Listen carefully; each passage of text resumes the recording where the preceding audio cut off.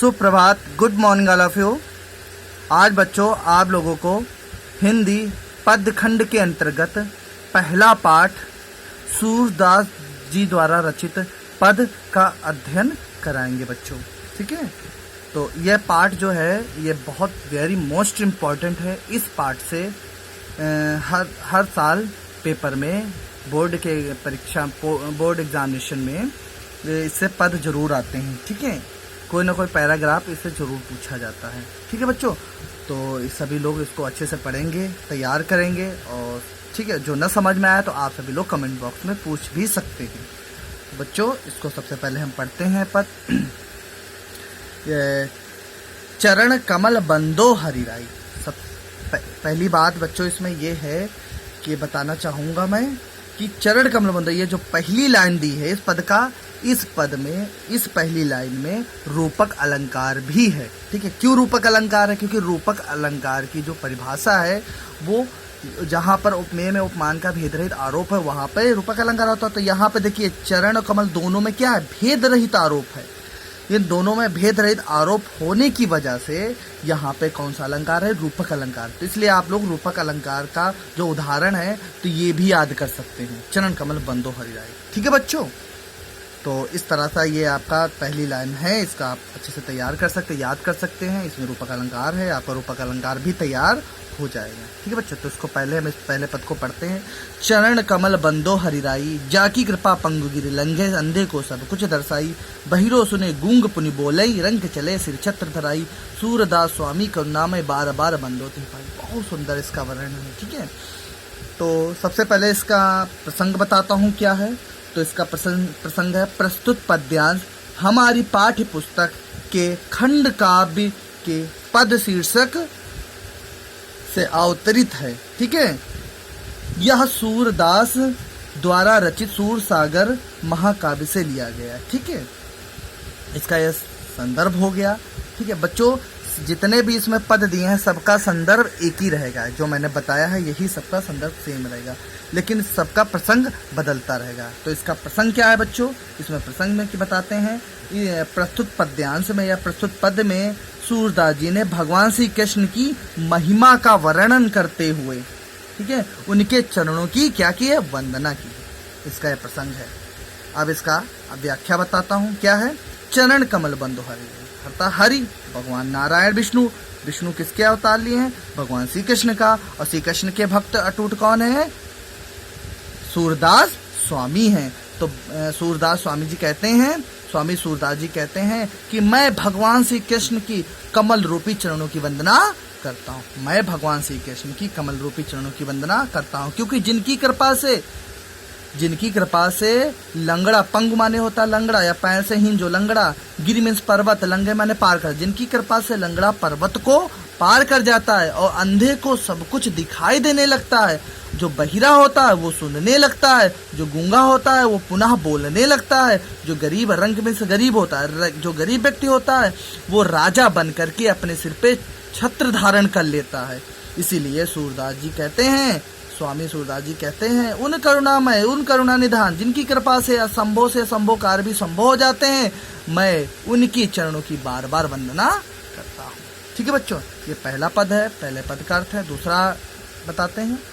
अभिगत गति कछु कहत नाव, जो गूंगे मीठे फल को रस, अंतर्गत ही भावय, परम स्वाद सबही तू परम स्वाद सबही सुनिरंतर, अमित तोष उपजावई, मन बानी को अगम गोचर सो जानई, जो पावई, रूप रेख गुण जात जुगति बिनु निरालंब कित धावई, सब विधि अगम विचार ही ताते सूर सगुण पद गान।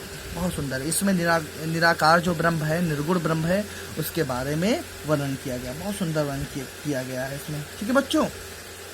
इसमें क्या बताता है? इसका देखिए प्रसंग क्या है। प्रसंग बताते हैं प्रस्तुत पद्यांश में या उपरोक्त पद्यांश में क्या कहते हैं? सूरदास जी ने श्री कृष्ण के, ठीक है, सूरदास जी ने श्री कृष्ण के कमल रूपी सगुण रूप के प्रति अपनी भक्ति भावना को व्यक्त किया है। इन्होंने निर्गुण ब्रह्म है उनकी आराधना को अत्यंत कठिन बताया है, और जो सगुण ब्रह्म है उसकी उपासना को सरल और सुगम बताया बच्चों, ठीक है।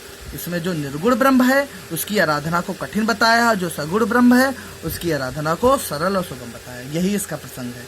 कहने का तात्पर्य है जो सगुण ब्रह्म है वो बहुत सरल है, सगुण ब्रह्म से हम परमात्मा को बहुत जल्दी पा सकते हैं, लेकिन जो निर्गुण ब्रह्म है उसके बारे में कुछ कहा ही नहीं जा सकता, उसे पाना इतना सरल नहीं है। इसी विषय में बताते हैं। तो कह है अभिगति कछु कहत ना हो, अभिगत गति कछु कहत ना हो। ठीक है बच्चों, अब बताते सूरदास जी कहते हैं निर्गुण ब्रह्म की आराधना करना बहुत कठिन है, क्योंकि उसके स्वरूप के विषय में कुछ कहा नहीं जा सकता।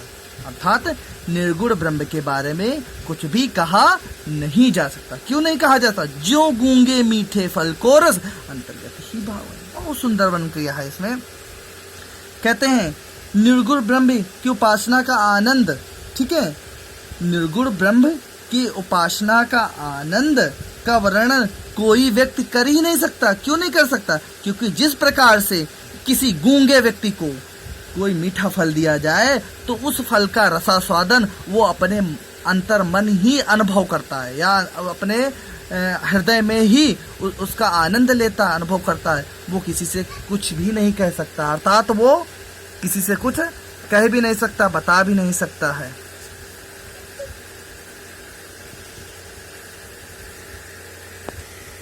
ठीक है बच्चों, कहते हैं कि जो गूंगे मीठे फल को रस अंतर्गत ही भाव है। अर्थात जिस प्रकार से किसी गूंगे व्यक्ति को मीठे फल का स्वाद अपने हृदय में ही अनुभव करता है और वो किसी से भी नहीं कह सकता है कि उसका स्वाद कैसा है, उसी प्रकार से निर्गुण ब्रह्म की उपासना करने वाला, निर्गुण ब्रह्म को मानने वाला, उसके विषय में वो उसका आनंद वो स्वयं ही ले सकता है। वो मौखिक रूप से व्याख्यान या वर्णन नहीं कर सकता है। जिस प्रकार से गूंगा व्यक्ति उस मीठे फल का रसास्वादन अपने मन में ही करता है, वो मौखिक रूप से किसी से नहीं कह सकता। उसी प्रकार निर्गुण ब्रह्म की उपासना करने वाला व्यक्ति भी वो उसका आनंद अनुभव केवल अपने हृदय में ही करता है, वो मौखिक रूप से किसी से नहीं बता सकता और नहीं कह सकता है। ठीक है, परम स्वाद सब ही सुनिरंतर अमित तो सुपजावे।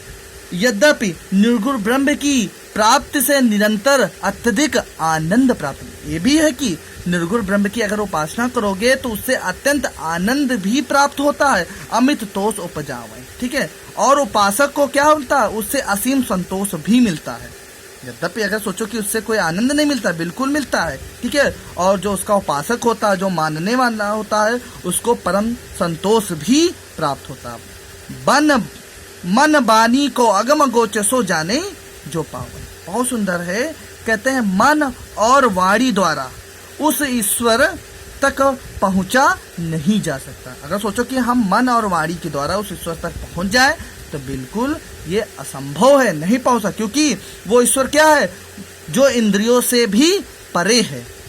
ऐसा नहीं है कि आप इंद्रियों को नियंत्रित करके ईश्वर तक पहुंच जाओ, वो इंद्रियों से भी परे, क्योंकि उसमें इंद्रियां भी नहीं आपके काम आएंगी, वो इंद्रियों से परे है।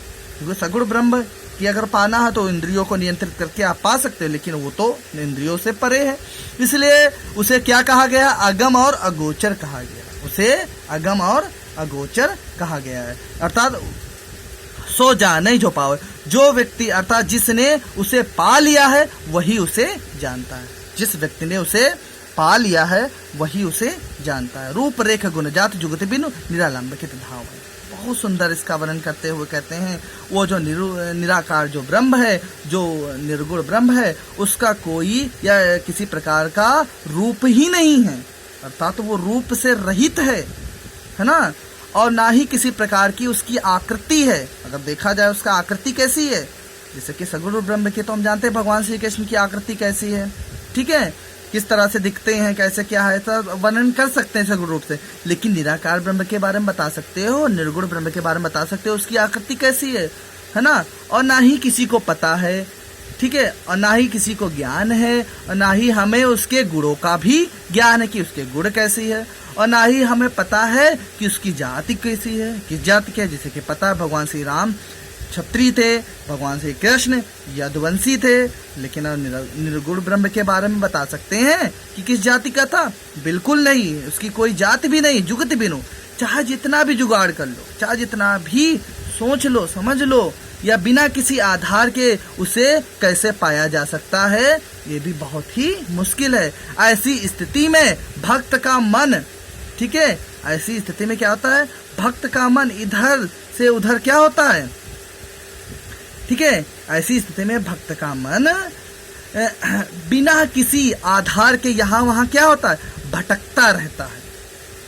जब कोई आधार ही नहीं है, कोई पता ही नहीं है, तो मन क्या है, भक्त का इधर उधर भटकता रहता है। कैसे भटकता रहा, अरे हमने देखा नहीं है, लेकिन मन को हम कैसे परमात्मा में लगाएं, जब हम परमात्मा को देखे नहीं, पता ही नहीं निराकार ब्रह्म क्या है, तो मेरा मन कैसे है। तो इस तरह मन क्या होता है, भक्त का, वो भटकता रहता है, क्योंकि निर्गुण ब्रह्म तक पहुंचना क्या है, बहुत ही असंभव है, वो निरालंब है, उस तक पहुंचना बहुत ही मुश्किल है। सब विधि अगम विचार ही ताते सूर सगुण पद, इसलिए सूरदास जी कहते हैं, मैंने भली भांत विधि प्रकार से सब कुछ विचार कर लिया, सोच लिया, तभी भगवान श्री कृष्ण के लीलाओं के पद का गान कर रहा हूँ, तभी मैं उनके सगुण पद का गान कर रहा हूँ। ठीक है बच्चों, अब इसके आगे दूसरा पद देखें क्या है, किलकत कान गुटुरवनी आवत। बहुत सुंदर वर्णन, इसमें भगवान श्री कृष्ण के बाल लीलाओं का वर्णन किया गया कि किस तरह से भगवान श्री कृष्ण अपने घुटनों के बल से नंद बाबा के जो मणिमय युक्त जो उनका आंगन है उसमें किस तरह से आते हैं। तो उसी का इसमें बहुत सुंदर, बहुत सूक्ष्म और बहुत अच्छा मनोरम वर्णन किया गया है। तो बच्चों इसका प्रसंग क्या है, प्रस्तुत पद्या में सूरदास जी ने क्या किया, मणियुक्त आंगन में घुटनों के बल चलते हुए बाल श्री कृष्ण की शोभा का वर्णन करते हैं। ठीक है, किलकत कान गुटुरमनी आवत, मणिमय कनक नंद के आंगन बिंब पकड़िबे धावत, कबहू निरख हरिया पुछाओं को करिसो पकड़न चाहत, किलक हसत राजत द्वैदतिया पुनि पुनिति अवगाहत, कनक भूमि पर कर पग छाया यह उपमा एक राजत, करि करि प्रतिपद प्रतिमनि वसुधा कमल बैठकी साजत, बाल दशा सुख निरख जसोदा पुनि पुनि नंद बुलावती, अचरा तरिले ढाकी सूर्य के प्रभु को दूध पियावत। बहुत सुंदर है। तो बच्चों इसका अर्थ क्या है, अर्थ बताते हैं। तो इसमें कवि सूरदास जी श्री कृष्ण की बाल मनोवृत्तियों का वर्णन करते हुए कहते हैं, क्या कहते हैं, बालक श्री कृष्ण, जो बालक कृष्ण हैं वो किलकारी मारते हुए अर्थात खिलखिलाते हुए अपने घुटनों के बल से आते हैं। अर्थात घुटनों के बल से आना मतलब बैये खींचना, अवधि भाषा में अपने बता सकते हैं जिसे बैया खींचना। छोटा बच्चा होता है वो कैसे अपने घुटनों के बल आता है, अर्थात जिसको बोलते हैं देखो बैया खींच से आ रहा। ठीक है, तो भगवान श्री कृष्ण किलकारी मारते हुए हंसते हुए अपने घुटनों के बल से आते हैं। ठीक है, आने के बाद वर्णन करते हैं, क्या कहते हैं, मन में कनक नंद के आंगन, अर्थात नंद बाबा के द्वारा जो बनवाया गया, ठीक है, मणियुक्त आंगन है, उस आंगन में क्या करते हैं, भगवान श्री कृष्ण अपने परछाई को पकड़ने की कोशिश करते हैं, बार बार उसे पकड़ने का साहस करते, कोशिश करते। कबहू निरखी हरिया पुछाओं को करिसो पकड़न धार, कभी कभी प्रभु अपने आप को देख करके प्रसन्न हो जाते हैं। ठीक है, और कभी कभी अपने छाहों को क्या करते हैं, पकड़ने की कोशिश करते। कभी कभी भगवान श्री कृष्ण अपनी छाँव को देख करके बहुत खिलखिलाने लगते हैं, हंसने लगते हैं, और कभी कभी अपनी छाँव को अर्थात अपनी छाया को या अपनी परछाई को पकड़ने की कोशिश करते हैं। किलक हंसत राजत द्वैदतिया पुनि पुनिति अवगावत। इस प्रकार जब वो भगवान श्री कृष्ण किलकारी मारते हैं, जब हंसते हैं, तो उनके आगे के दो जो दांत हैं वो बाहर बार बार निकल आते हैं। जब वो हंसते हैं किलकारी, उनके आगे के दो दांत निकले हुए होते हैं, जब वो किलकारी मारते हैं हंसते हैं तो उनके बार बार दो दांत बाहर निकल आते हैं। कनक भूमि पर कर पग छाया यह उपमा एक राजत।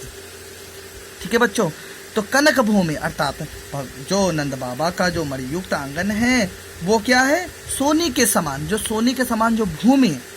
ठीक है, तो क्या बताते हैं, जो श्री अर्थात जो सोने के समान श्री कृष्ण के जो हाथ पैर हैं, ठीक है, श्री कृष्ण के हाथ पैरों की छाया उस पृथ्वी रूपी सोने के फर्श पर, जो सोनी रूपी जो फर्श अर्थात जो भूमि बनी है वो सोने के समान चमक रही है। ठीक है, उसी फर्श पर ऐसा प्रतीत होता है, भगवान श्री कृष्ण के जो हाथ पैर की जो छाया है वो सोने की भूमि पर अर्थात सोने रूपी भूमि पर ऐसा प्रतीत होता है कि करि करि प्रतिपद प्रतिमन वसुधा कमल बैठकी साजिद। बहुत सुंदर है ना, ऐसा प्रतीत होता है कि मानो प्रत्येक मणि में उनके बैठने के लिए इस वसुधा अर्थात इस पृथ्वी ने, ठीक है, कमल का आसन सजा दिया हो या कमल का आसन दे दिया हो भगवान श्री कृष्ण को बैठने के लिए। ऐसा प्रतीत होता है कि मानो इस पृथ्वी ने भगवान श्री कृष्ण के बैठने के लिए कमल का आसन दे दिया हो। बाल दशा सुख नीरख जसोदा पुण्य पुण्य नंद बुलावत। इस प्रकार से भगवान श्री कृष्ण की बाल लीलाओं को देख करके माता यशोदा प्रसन्न होकर के बार बार नंद बाबा को बुलाती हैं। अचरा तरिले ढाकी सूर्य के प्रभु को दूध पियावत। और अपने आंचल के नीचे भगवान श्री कृष्ण को ढक करके भगवान सूरदास जी के प्रभु अर्थात श्री कृष्ण को दूध पिलाती हैं। ठीक है बच्चों, इस तरह का इसका अर्थ हुआ। आगे पढ़ते हैं। मैं अपनी सब गाय चरइयों, बहुत सुंदर वर्ण है इसमें। मैं अपनी सब गाय चरइयो, प्रात होत बल के संग जइयो, तेरे कहियो न रहियो, ग्वाल बाल गैयन के भीतर नैको डर नहीं लागत, आज न सोऊं नंद दुहाई रैन रहींगो जागत, और ग्वाल सब गाय चरइयो, मैं घर बैठो रहियो, सूर श्याम तुम सोई रहो अब, प्रात जान में दहियो। बहुत सुंदर वर्ण इसमें है। इसमें भगवान श्री कृष्ण जो होते हैं अपनी माता से, मैया से बहुत हट करते हैं। ठीक है, क्या हट करते हैं इसके विषय में हम प्रसंग, क्या है इसका प्रसंग बताते हैं। इस प्रस्तुत पद में या इस पद में सूरदास जी ने श्री कृष्ण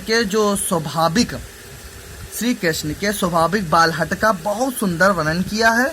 ठीक है बच्चों, बहुत सुंदर वर्णन किया है। और वर्णन करते हुए ये भी बताया है जिसमें वो अपने ग्वाल सखाओं के, ठीक है, जिसमें वो अपने ग्वाल सखाओं के साथ अपनी गायों को चराने के लिए जंगल में जाने की हट करते हैं कि हम जंगल जाएंगे और जंगल जा करके गैयों को चराएंगे और हम घर पे नहीं रहेंगे। तो इस तरह से वो हट करते हैं। मैं अपनी सब गाय चराइयों, तो बाल रूप से अर्थात जो बालक श्री कृष्ण हैं वो अपनी माता यशोदा से कहते हैं, क्या कहते हैं, या हट करते हुए कहते हैं, हे मैया, क्या कहते हैं, हे मैया, हे माता, मैं अपनी सब गाय को चराने जंगल जाऊंगा। हे मैया, मैं अपनी सब गाय को चराने जंगल जाऊंगा, क्योंकि प्रात होत बल के संग जइयो, तेरे कहियो न रहियो।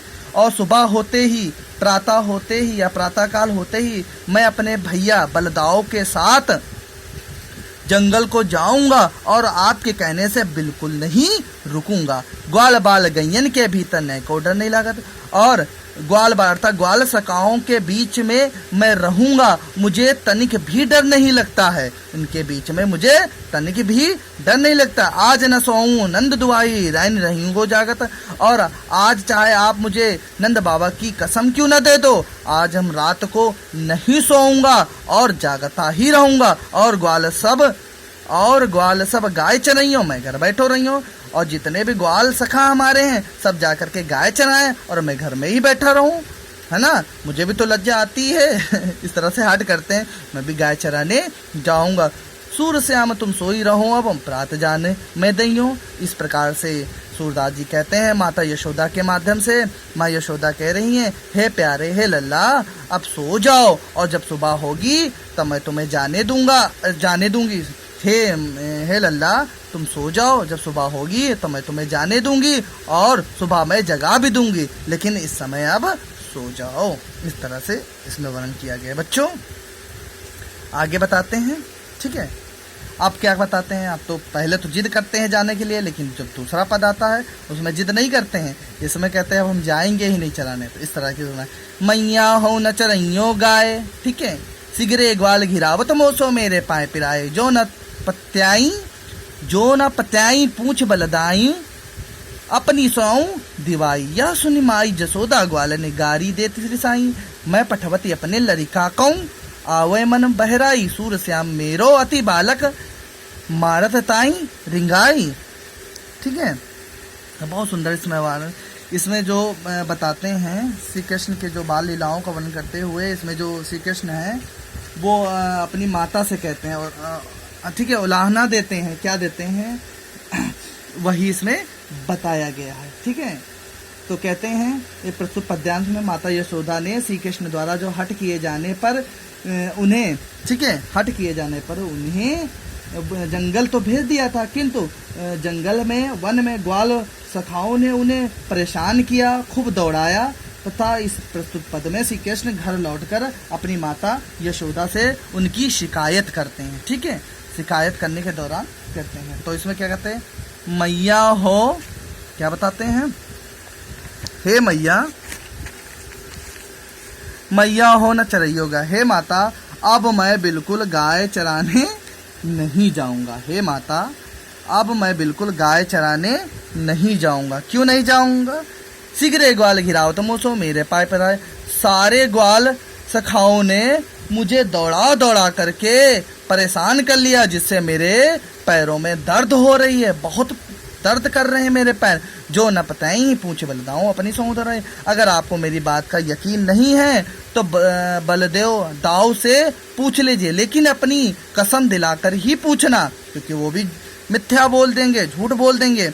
या सुनी माई यशोदा ग्वाल निगारी देती। जब यह बात सुनी माता यशोदा ने तो जितने भी सारे ग्वाल बाल हैं उनको गाली देने लगी, क्रोधित होकर के, रिसायता क्रोध करके को गाली देने लगी। मैं पटवती अपने लड़का को आवे मन भर है, कहती हैं मैं अपने लड़का को, अपने लल्ला को इसलिए भेजती हूँ, इसलिए भेजा था कि वो अपने मन को बहला ले।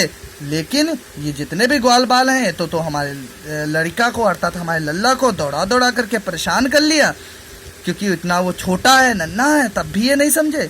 सूरश्याम में मेरो अति बालक मारत ताही रिंगाए। और इस तरह से यशोदा माता कहती हैं जो मेरा कृष्ण है बहुत ही नन्हा है, छोटा है, और ये ग्वाले जो हैं उसे इधर उधर दौड़ाकर मार ही डालेंगे, इसलिए इसे अब हम नहीं भेजेंगे। ठीक है, इस तरह इसका था।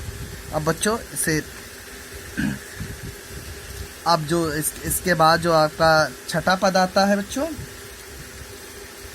छठे पद में बताते हैं सखीरी मुरली लीजे चोरी। इसमें थोड़ा श्रृंगारिक पद भी है, भक्ति भाव भी है। ठीक है, इसमें जो भगवान श्री कृष्ण की जो मुरली होती है, वो जो गोपिकाएं होती है, ठीक है, उस गोपिकाओं को भगवान श्री कृष्ण की मुरली से शौतिया डाह भी हो जाता है। ठीक है, तो इस तरह से आपस में जितनी भी सखियां होती हैं वो आपस में सलाह करती हैं कि इनकी बंसी ही चुरा लिया जाए, जिससे ये हमारे तरफ ध्यान दे, क्योंकि जब ये बंसी बजाते हैं तो हमारी तरफ ध्यान नहीं देते हैं, उसी में मग्न हो जाते हैं। ठीक है, तो इसी तरह से इसमें वर्णन करते हुए गोपियाँ कहती हैं दूसरे से, क्या कहती हैं, ठीक है, और उन जितने भी गोपियाएँ होती हैं श्री कृष्ण की मुरली के प्रति प्रेम तथा उसे ईर्ष्या करने लगती हैं। ठीक है, गोपिकाओं की जो मनोदशा का इसमें बहुत सुंदर वर्णन किया। सखीरी मुरली लीजे चोर। गोपिकाएं एक दूसरे से कहती हैं हे सखी, कृष्ण की मुरली को हम चुरा लें। ठीक है, हम सभी को चुरा लेना चाहिए। क्यों चुरा लेना चाहिए? जिन गोपाल की इन्हें अपने, क्योंकि जिन गोपाल को, जिन श्री कृष्ण को, ठीक है, जिन गोपाल को इस बंसी ने अपने वश में कर लिया है, ये प्रीत सब इनकी तोरी, और हम सबसे इस बंसी ने, इस